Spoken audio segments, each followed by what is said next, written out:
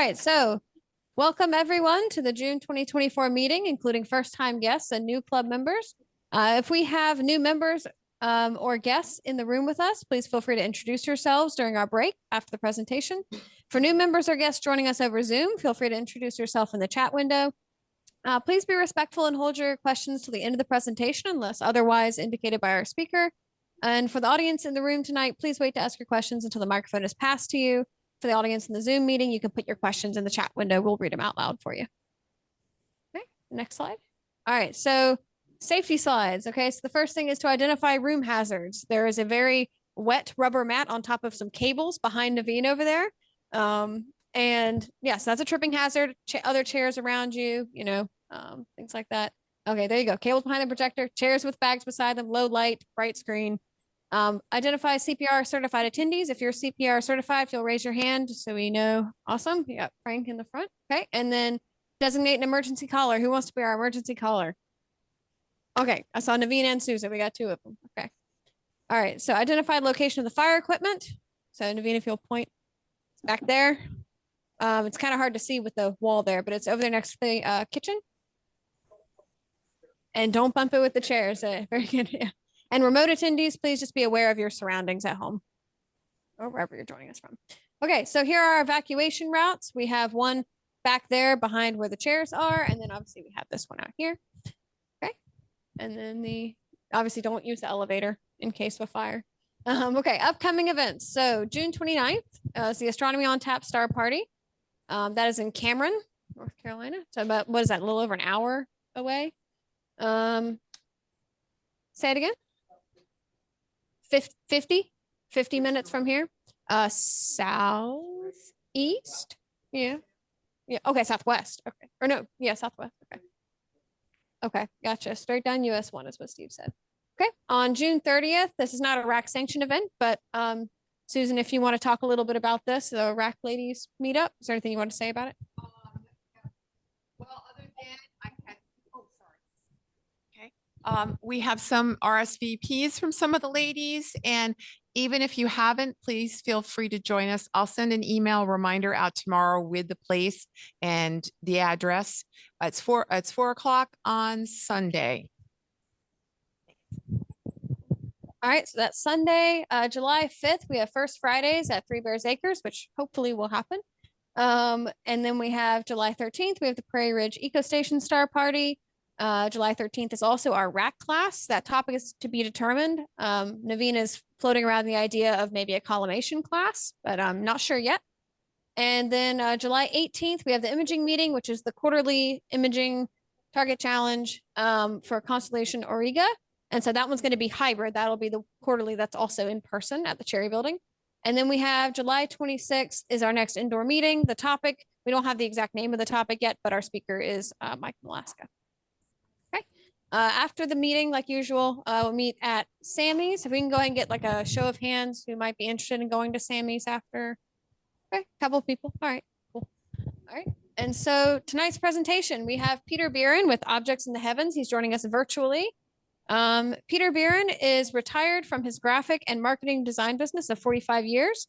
He moved a few years ago from under the Monster Light Dome of Chicago to the Bortle 4 skies of Kentucky. He is a self-taught cosmic voyeur. Assembling and creating his book, Objects in the Heavens, became his classroom. After years of hang gliding out in the country, the night sky became a real draw, so the curiosity grew and developed into the book. So without further ado, I will let Peter share his screen now.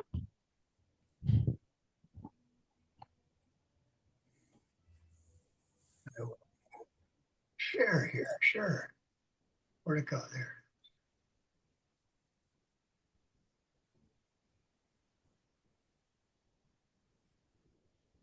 Good afternoon, good evening all. This is a AA meeting, right? Amateur Astronomers meeting. And I certainly am thankful to have been invited to speak to you today. I will try to keep things as terse as possible, and like to tell you what I've been up to in putting my book Objects in the Heavens together, and how it all came to be, and how I came to be into astronomy. Without further ado, let me jump right in. Does that appear okay? Yes. Well, this is. Yep, we're good here. spectacular. You can see it. Okay. I am the author of Objects in the Heavens. It's been a work in progress for the last 22 years. It's been my classroom.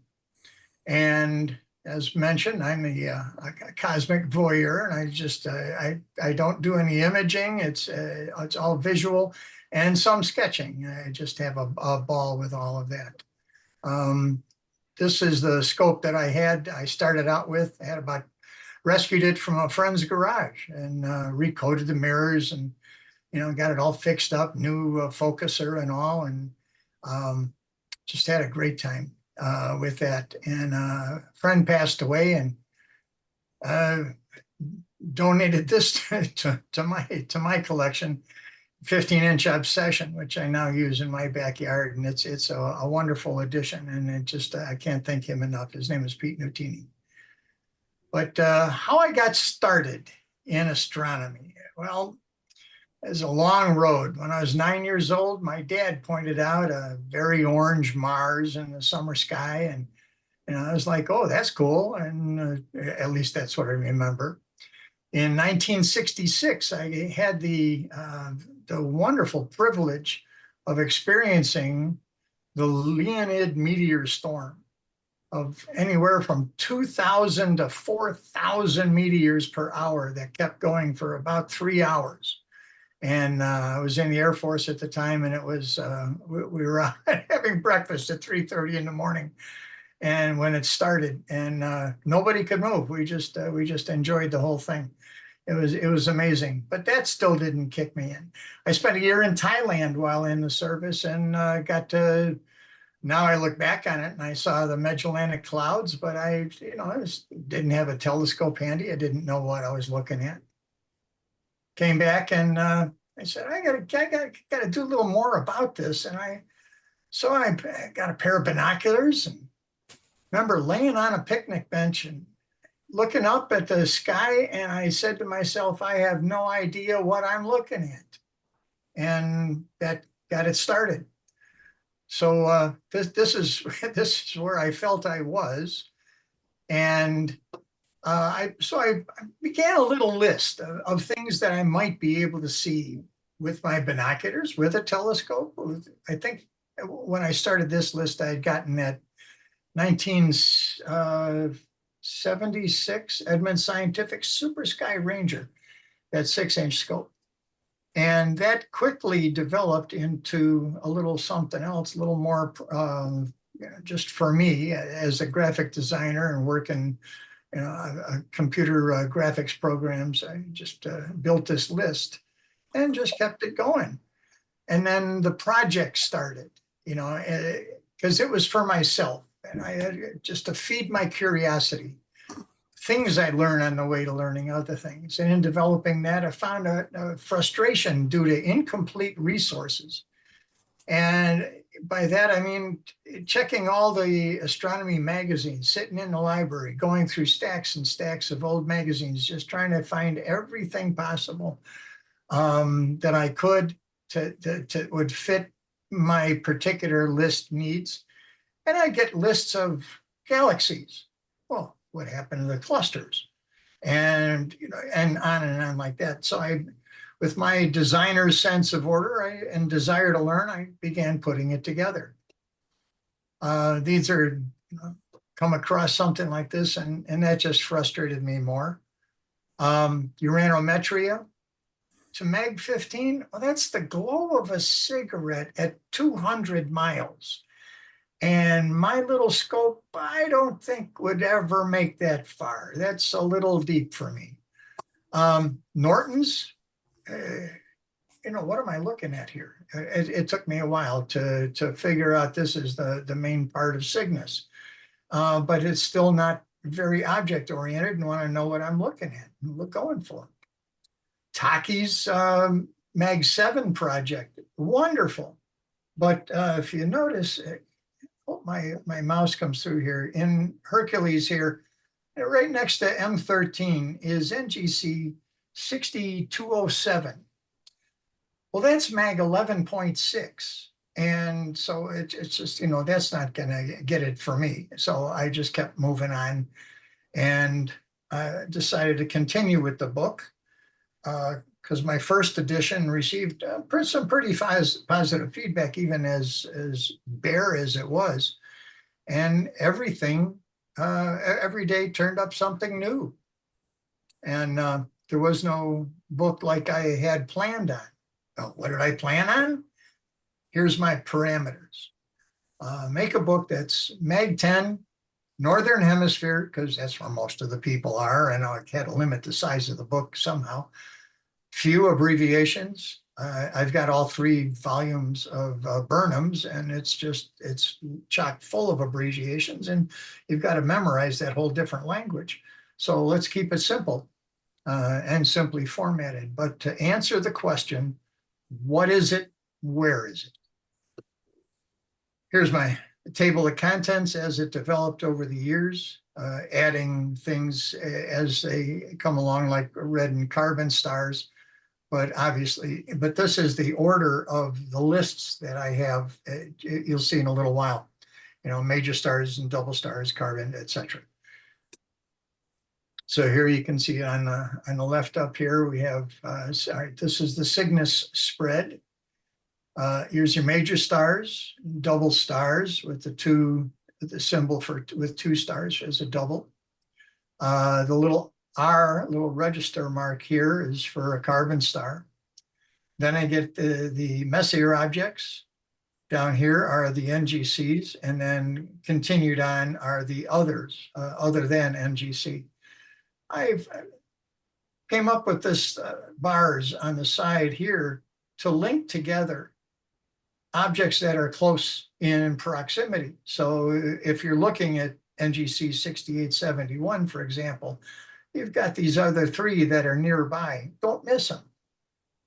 And as for a map, here's the down at the bottom, you can see my legend, which I'll get into in a minute. But the map is my purpose here. The object is to get it object oriented. What are they and where are they? The circled identifier here, the diamond here, that's Mag 7 or brighter. So I've highlight those so you can go right for those. The other ones are Mag 7.1 to 10. Double stars are usually just next to each other unless it's something very spectacular like the patriotic triple, for example, or U Cygni, which has the symbol R there. Same with SV and V. So you can wander around Cygnus for quite a while. I still haven't seen all these things, but I'm working on it. Monoceros is as a sample of what I did with some other pages.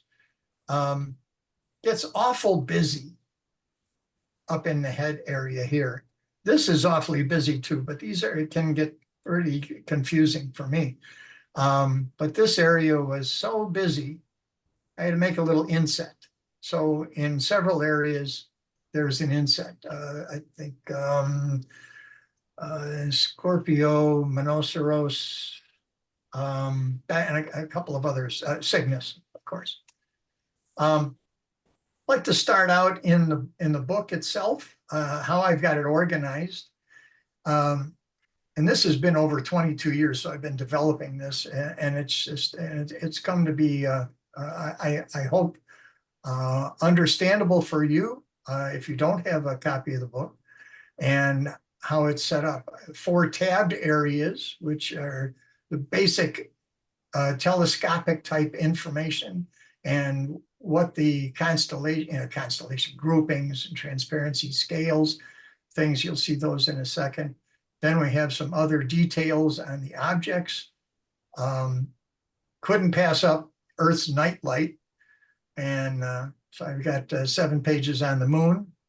Seasonal maps, which identify city objects, mostly the Mag 7 or brighter. And then we get off into the others. All photos in the book, 72 of them, have been no, that's maps, 46. Have been provided by Naoyuki Kurita of Tokyo, wonderful guy. My introduction reads itself. Here's how the list entries are organized. So if you ever get lost, there we go. Star ranking system. My symbols over here, kept it as brief as possible, abbreviations as brief as possible, and going on with the symbols of regular, less than mag 7 and greater than mag 7. Magnitudes, just because, you know, what does it relate to? And for those who don't know, let's say visitor at a star party, you can easily take this and show how the brightness scale works. And then I have OITH by the numbers. We'll get into that later. These are all the traditional 88 constellations. Is there any coincidence between 88 keys on a piano, 88 teeth in a dolphin's mouth? I don't know, but I feature 62 in the book. The rest are too far south, south of 45 degrees. In this spread, something I developed having done a lot of star parties and presentations at grammar schools and high schools and beyond, and in putting constellations together in its own story. We all know about following the arc to Arcturus and Speedon to Spica. But one autumn day, I was at my favorite site in Cullum, Illinois, eastern central Illinois, horizon to horizon views, no trees, power lines, or cities. I mean, it was a magnificent area.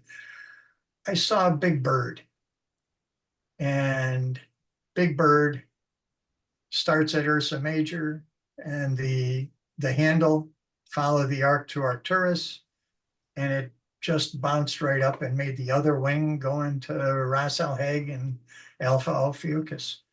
And it just, it helped me. A couple of nights ago, I was out, and while I have Bortle 4 skies in my backyard, I also have a lot of trees. And I saw a couple of stars peeking out between some of the trees, and I tried to figure out what they were. And sure enough, here I saw this, and it was Ophiuchus picking its head right up. So going back to that, but now that I see it, I can't unsee it. And another one, well, there's a couple that I found on the way to finding other things, is 3 leaps of the gazelle, 3 doubles in a row in Ursa Major. I'd never noticed that before. It's there. But to present it to kids in a story that brings the constellations together, so far it's worked for me, and I had a lot of fun doing it. Gave a talk to a group up in Michigan recently, and had some people in the group ask me about the winter triangle. They had never seen it before, had never noticed it, and until they got the book and they saw it there, and we went over it and talked about other things. And a little something else I found is the summer diamond. I'm not going to bore you with all the rest of these, but this is another one I found. A way to find the North Star when you can't see Ursa Major. Altardena and Vega make the summer triangle, and that's off in the west, while Ursa Major and the 2 pointer stars are below the horizon. And this will just get you right to north, no matter which way you're looking. So whether, the summer triangle is overhead or off in the west, always makes the diamond. So those are my 2 visual contributions. I hope that they provide you with some interest. Continuing on with the book, you can see that notes on the bigger picture. I start out big and then work small. How to measure spacing, what your guideposts are, what right ascension and declination is, different types of mounts. You know, it took me almost 10 years to figure out what right ascension meant. I had no clue. I read books on it. It didn't explain it. I was still lost. But it all determines that when you face the North Star, when you face Polaris, the objects ascend on your right. It's just that simple. And, you know, it's one of those slap your forehead moments.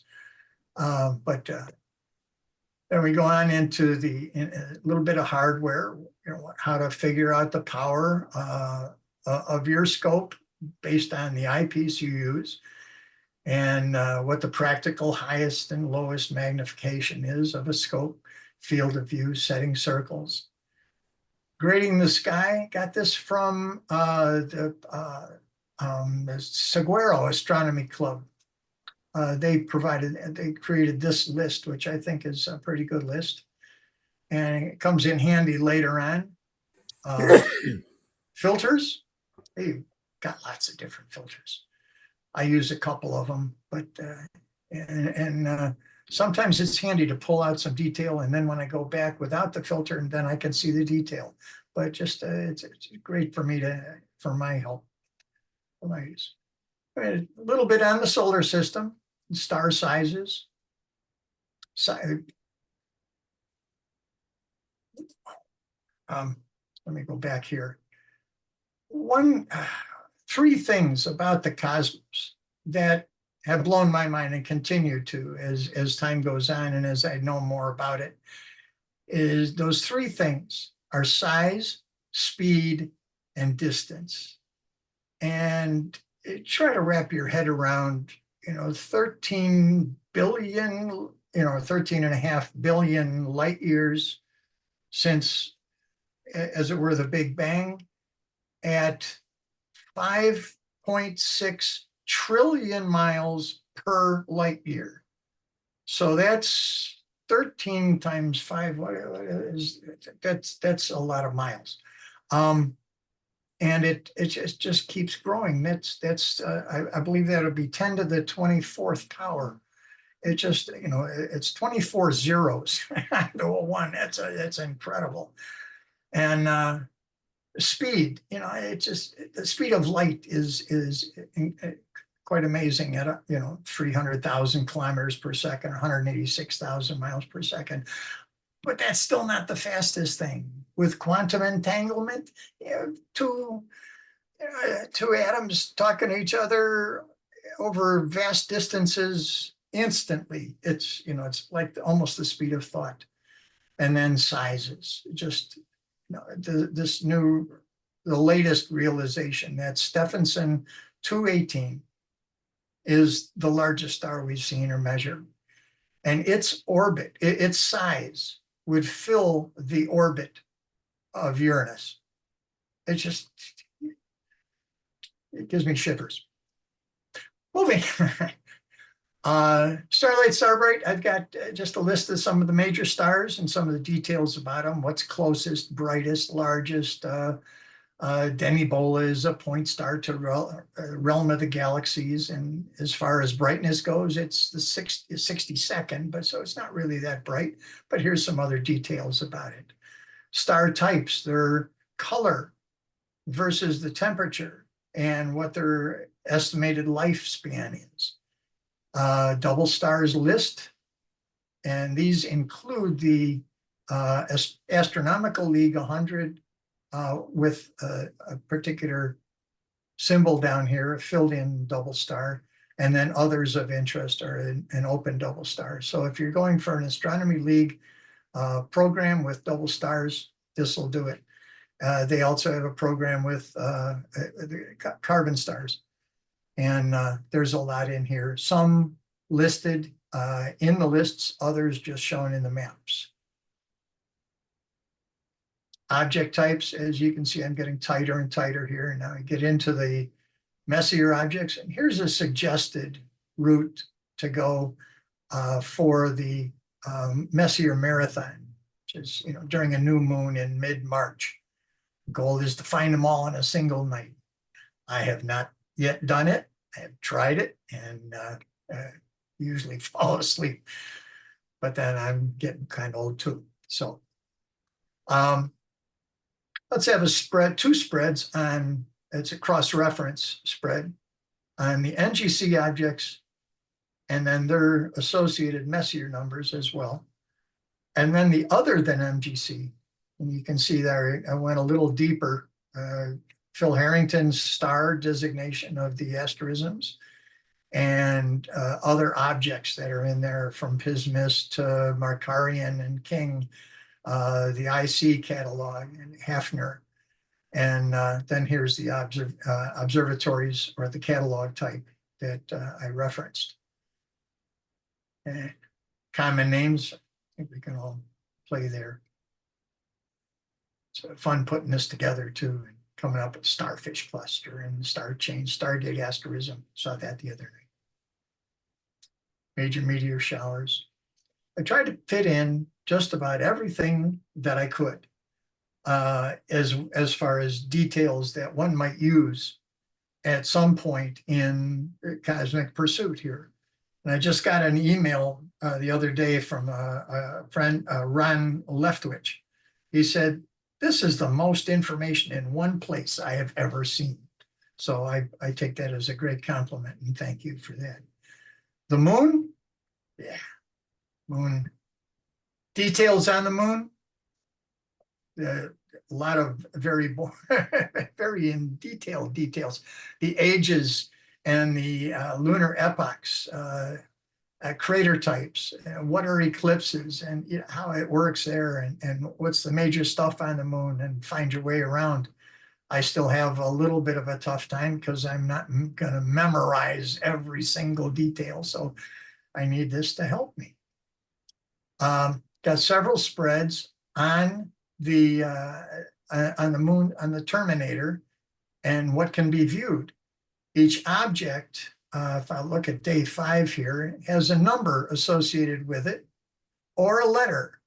The numbers are this astronomical league and the letters are those that are after that. And there, I think there are 13 in addition to the 100.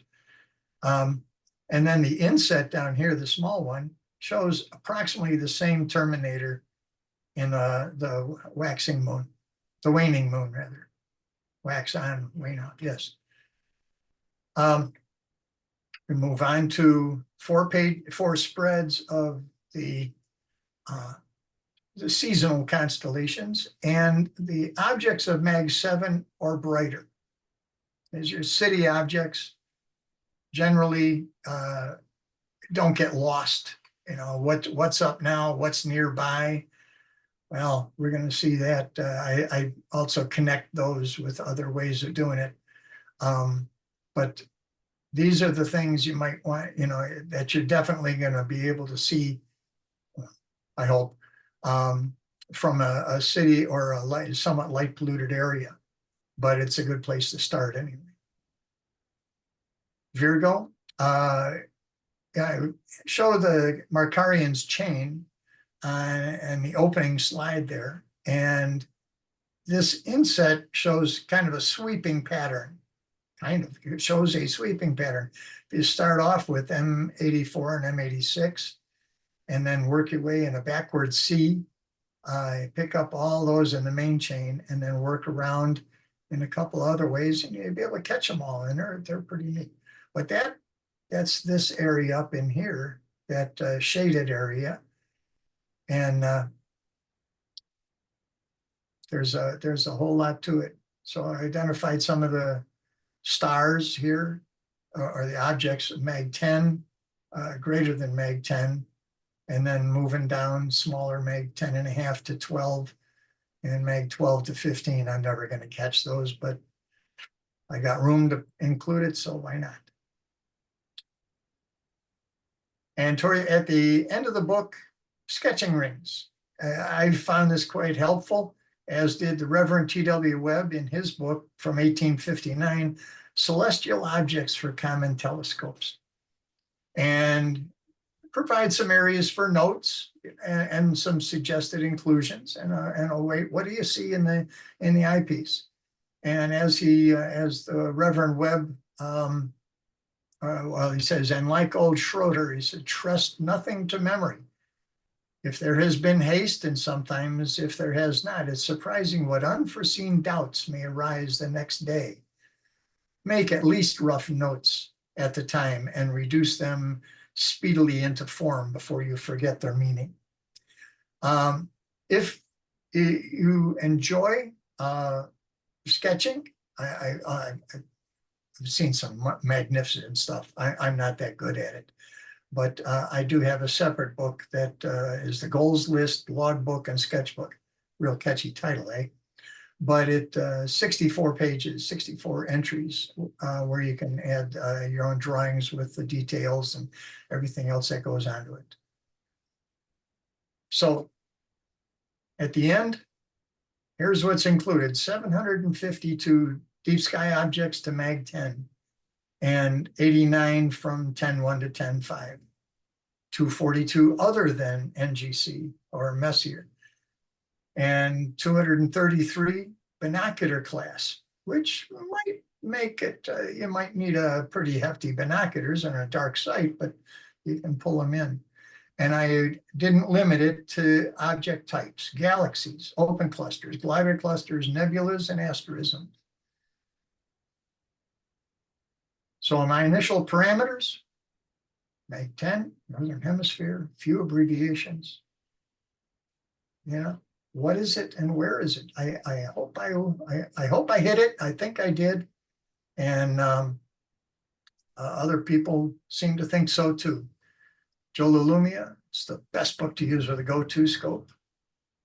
Alan Dyer gave me this wonderful, wonderful review. Handy Pocket Guide provides the reader with a lifetime list of great objects to observe.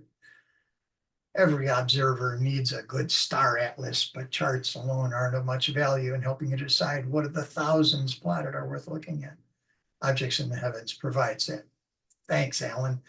What a nice review.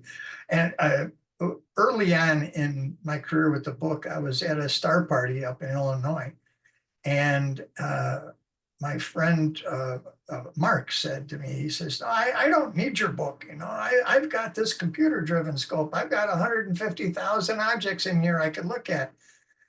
I said, okay, Mark, that's fine, no problem. About an hour later, he came back with, you know, kind of shuffling his feet and his hands behind his back and his head hung down. He said, Pete, can I buy a copy of your book? I said, Mark, you've got 150,000 objects in your computer. What do you need my book for? He says, well, I need to know what to look at. And Thomas Epps enjoys it, especially when he's shipboard. He's a merchant marine and takes his telescope wherever he goes, and my book. Thanks, Tom. Alvin Huey, let you read that. It says, Pocket Sky Atlas is an atlas, not an observing guide. I wanted to know what NGC 1023 is, for example, I need to look it up. And I solved that problem. So back to binoculars. This is my latest project. That's Barska 25 by 100s. And I just completed this version of a parallelogram mount. Doesn't work exactly as I want, but it did okay the first night out. And I'm in the middle of revising it now, but just the head area and where the weights are, they'll come back a little bit farther because I'm going to be doing a little something different. And that, ladies and gentlemen, ends my presentation. And I want to thank you very much for your kind attention. And if there are any questions, I would love to field them. Let's stop sharing now and go back to that. Those of you on Zoom, if you have any questions, you can throw them in the chat window. It looks like we have a couple in the room. Frank in the front here. Is that book available to buy at Barnes and Nobles? I'm sorry, it is not. The only place it is available is through me. I refuse to be held hostage to Amazon. Barnes and Noble won't carry it because it has a coil binding. The coil is important for, because you fold a book back on itself. Here's my copy of it. So to fold it back on itself 100 times, and it's not going to break the spine. But they won't carry it because it doesn't have a spine that they can put a price tag on. So let me go back to sharing for just a second. Where'd it go? Where? There we go.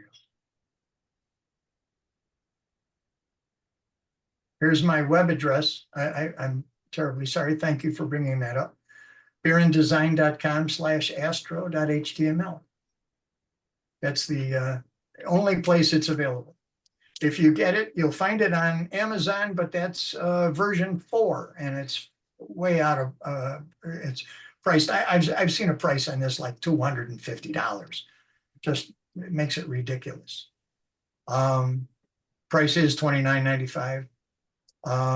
But I have a club discount, 5 or more books sent to a single address, $20 a piece, and I pick up the postage.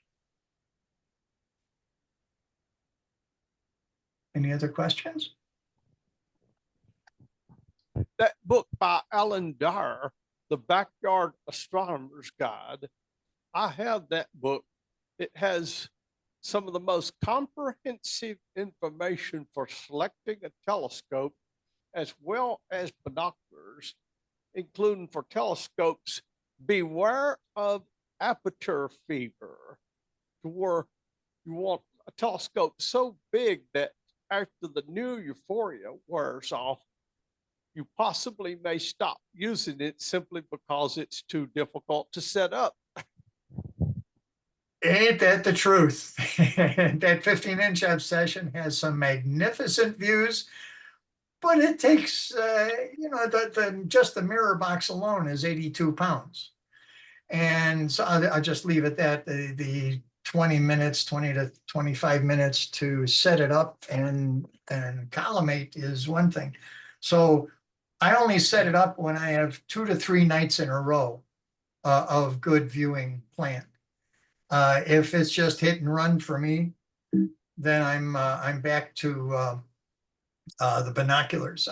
That's why I got those Barscos. I really miss my little 6-inch for the grab and go comfort and speed of just take it out of the bag, put it on the mount, and I'm done. And it is the collimation stuck with it. I'd say, for the general observer, a nice 8-inch reflector will do you for a very, very long time, and only get something else, a big refractor if you can afford it.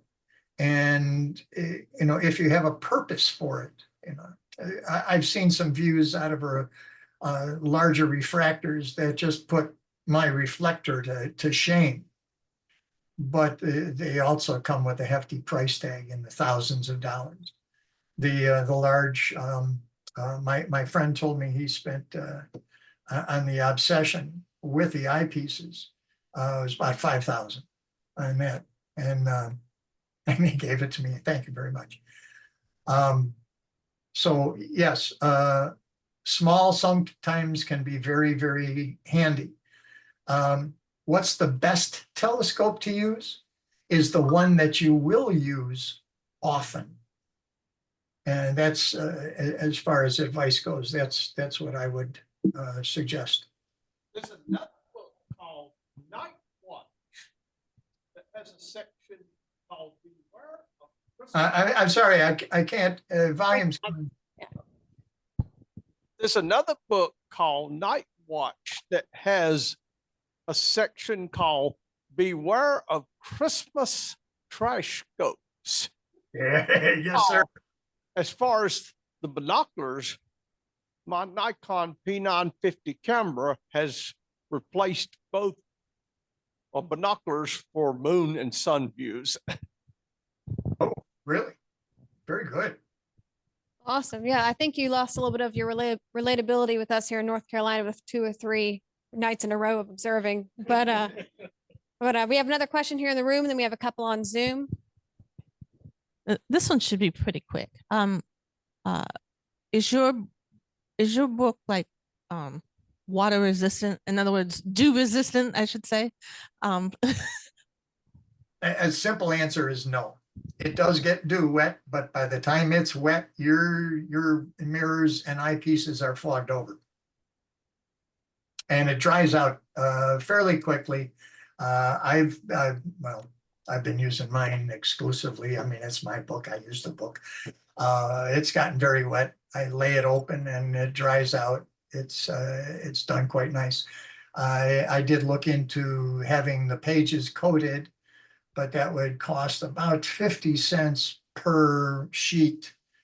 And there are, it just multiplies the dollars. And I think at $50 or $55 a copy for my book for, it just priced it out of the market.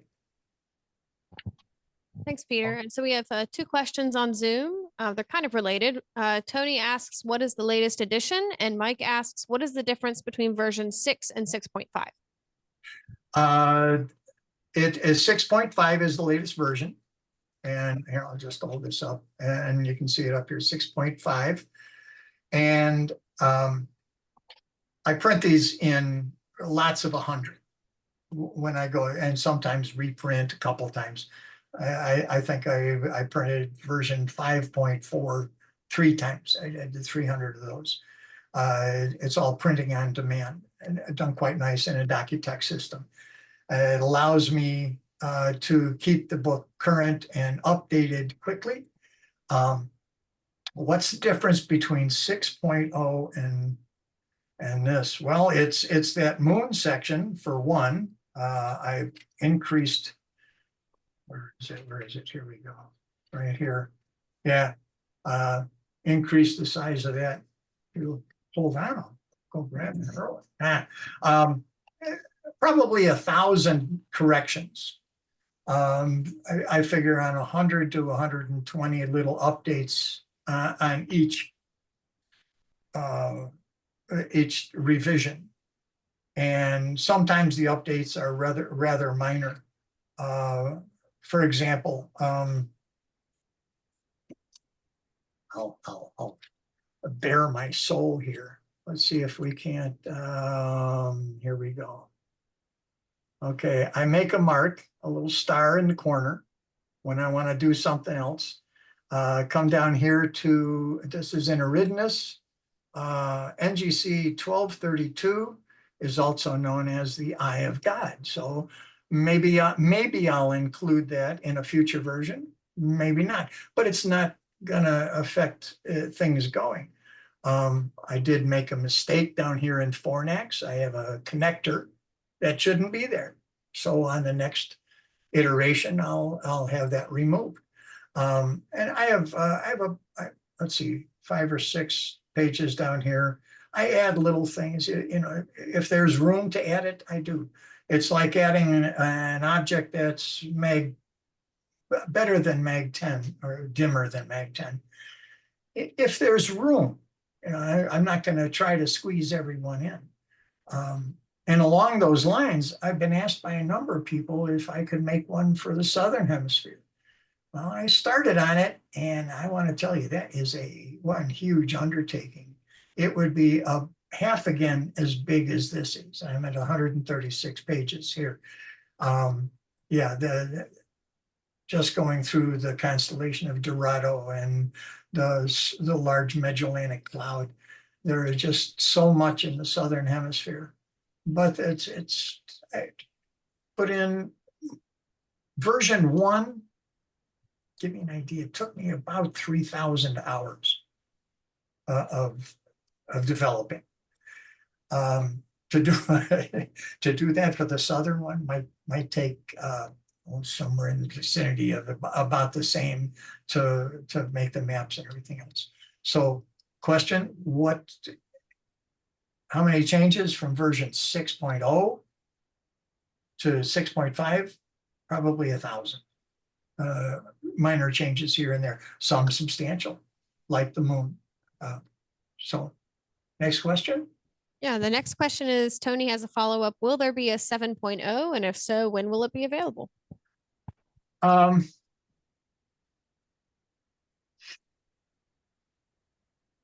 Seven. Not in the next 2 years. I'll, Or we won't hold you to it.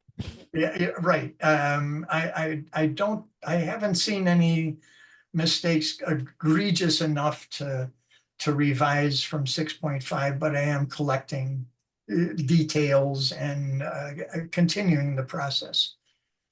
So in a couple of years, we're getting close to 2030. My thought is to update all the addresses, the right ascension and declination addresses to 2030. Right now they're at 2020, I believe it is. And and when I do those updates, I found that some objects move very little. Just arc seconds, they're just a little bit of difference. Others move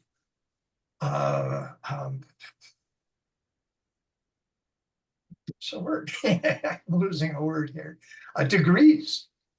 So it can be a big deal, and it is. 700 and some odd objects, 700 actually 900 some odd objects to redo all the addresses and things. It's a fair undertakings, but that'll be in a couple of years. Gotcha. Okay, thank you. We have another question here. Peter, just a quick question. I think I missed it, but you equated a mag 15 star or object to a cigarette. How many miles? 200. 200. And actually, that's mag 14. In the book right here. Oh, I can see. Nice. Yeah, mag 14, which is about the limit of a 12-inch scope in considering the darkest sky possible with the best viewing possible, the best seeing. That's Pluto, is mag 14. And that's about the glow of a cigar from 200 miles. Gotcha. Cool. And we have another question on Zoom from Mike. Have you ever been approached for some sort of collaboration? If not, would you ever consider it? And are there any collaborations you would like to do? Question, Mike. Don't know what I would collaborate on, but I would be, I'm open. Yeah, no, just wondering, I don't know if you can hear me very well, but just wondering, again, with other authors or other well-known amateur astronomers and professional astronomers. Yeah, no, I've not been approached nor approached anyone about that. Yeah, like Will Tyrion and Terrence Dickinson, rest in peace. They work together to develop, for example, and I'd like to go back to Night Watch. One comment was made about the book Night Watch. I suggest that if you have any new people in the club right now, any visitors, interested parties, whoever sees this, Night Watch is a wonderful first book. It's like the third book I got, but when I got to it, I said, "Oh, I should have had this to begin with," but I didn't know about it at the time. Yeah, Night Watch is a wonderful book, but no, my time is somewhat limited. I'm getting up in years just a little bit. You know what I mean? So I'm not pushing it much anymore. I'm working on my book, and I'm happy with that. The other one, I just got an order today for both of them together, a special, combined price for the two of them, save a couple bucks. Gotcha. Do we have any other questions in the audience or on Zoom? So we have one more in the audience.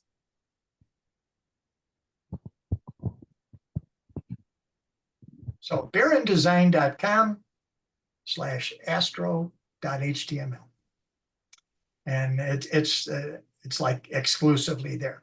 I have an ad running in the Reflector from the Astronomical Society, the Astronomical League, and also in it's a small one about astrophotography.